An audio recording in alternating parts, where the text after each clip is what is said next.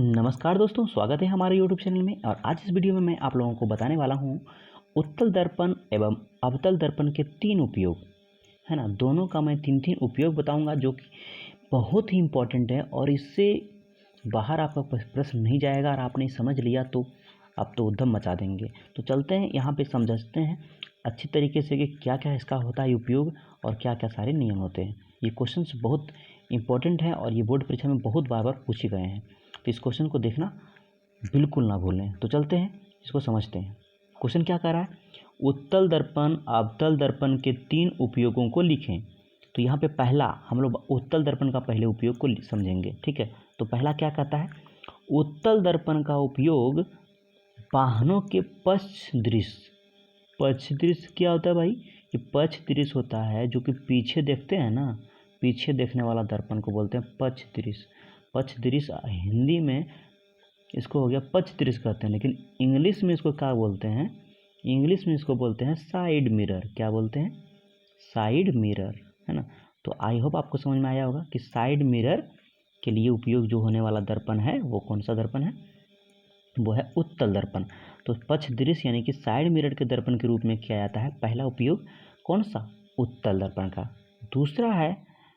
दूसरा क्या है, बाजारों व गलियों में लगे लैंपों का प्रकाश उत्तल दर्पण से परावर्तित होकर अपसारिक किरण पुंज के रूप में सड़क के काफ़ी क्षेत्र को क्या होता है, प्रकाशित करता है। मतलब आप मार्केट गए होंगे, बाजार गए होंगे, उनके गलियों में जो लैंप वाला जो ऊपर का लाइट जो लगा हुआ होता है वो होता है उत्तल दर्पण, और उससे परावर्तित होकर अपसारिक किरण पुंज को क्या करता है, सड़क के चारों ओर काफ़ी क्षेत्र में फैला देता है और इससे हमें प्रकाशित हो जाता है। तो वहाँ पे जो भी लैंप इसीलिए बोला जाता है कि हमारा जो बाज़ारों में जो गलियों में जो लगाया जाता है वो हमारा उत्तल दर्पण होते हैं, ठीक है। तो इस तरह से पूछा जाएगा तो सिर्फ लैंप अगर बोला जाएगा तो आपका अलग टाइप हो गया, लेकिन जब आपको बोलेगा बाज़ारों एवं गलियों के जो लाइट लगाए जाते हैं उनका कौन सा दर्पण होता है, तो वहाँ पे आप बोलेंगे उसमें जो उपयोग करने वाला जो दर्पण है वो हमारा है उत्तल दर्पण। और तीसरा नंबर का क्वेश्चन का जो आंसर है वो क्या है, छपाई के छोटे छोटे अक्षरों को पढ़ने में क्या आता है। छोटे छोटे जब अक्षर आपके सामने हो तो अगर पढ़ाई में दिक्कत हो रही है तो वहाँ पे आप उत्तल दर्पण का प्रयोग कर लें तो वहाँ पे क्या होगा, आपको बड़ा बड़ा दिखाई देगा और आराम से आप देख लेंगे, है ना। तो क्या होता है कि ये हमारा उपयोग होता है। तो साइड मिरर के लिए ये उपयोग क्यों होता है मैं यहाँ पे बताने वाला हूँ। फिर से एक बार पहला लाइन, तो ये उत्तल दर्पण जो होता है ये पीछे, यानी आप देखेंगे गाड़ी के साइड मिरर यानी बाइक में जो आप चलते हैं तो वहाँ पे क्या होता है कि वहाँ पे आप साइड मिरर यानी कि पीछे में देखने के लिए राइट साइड में एक दर्पण लगा हुआ होता है, इसको बोलते हैं उत्तल दर्पण।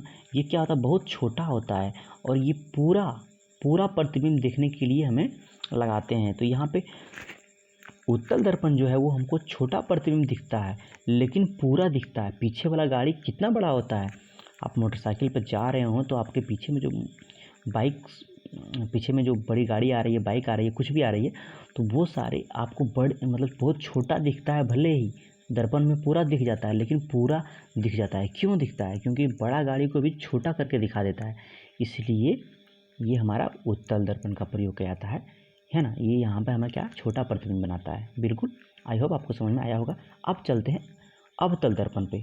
अवतल दर्पण क्या है, अवतल दर्पण का उपयोग क्या है इसको समझिएगा, ये बहुत ही मज़ेदार है। पहला क्या है, देखिए पहला है अवतल दर्पण का उपयोग शेविंग के दर्पण में के रूप में किया जाता है। तो यहाँ पे अवतल दर्पण का जो उपयोग है वो शेविंग दर्पण क्या है भाई, शेविंग दर्पण का मतलब दाढ़ी बनाने वाला जो दर्पण होता है ना वो होता है हमारा अवतल दर्पण।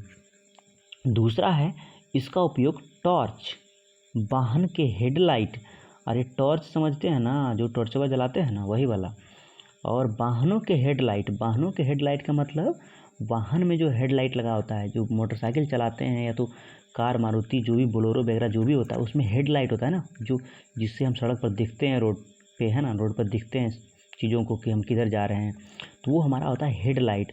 उसमें हमारा किस दर्पण का, ये अवतल दर्पण भाई साहब।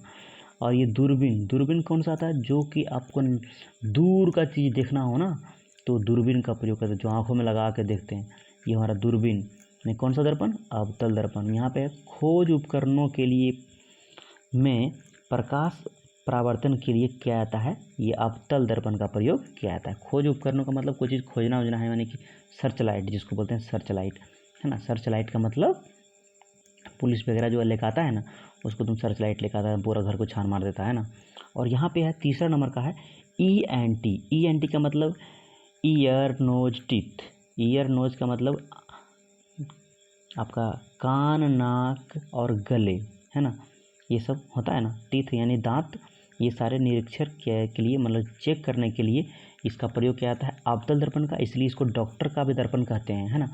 अवतल दर्पण का डॉक्टर का भी दर्पण कहते हैं, क्योंकि इसका डॉक्टर ही इसका यूज करता है, और इसका कान नाक गले दांत ये सारा सबका उपयोग इसमें जांच करने में इसका प्रयोग किया जाता है, ठीक है ना। तो आई होप आपको ये सारा चीज़ समझ में आपको आया हो।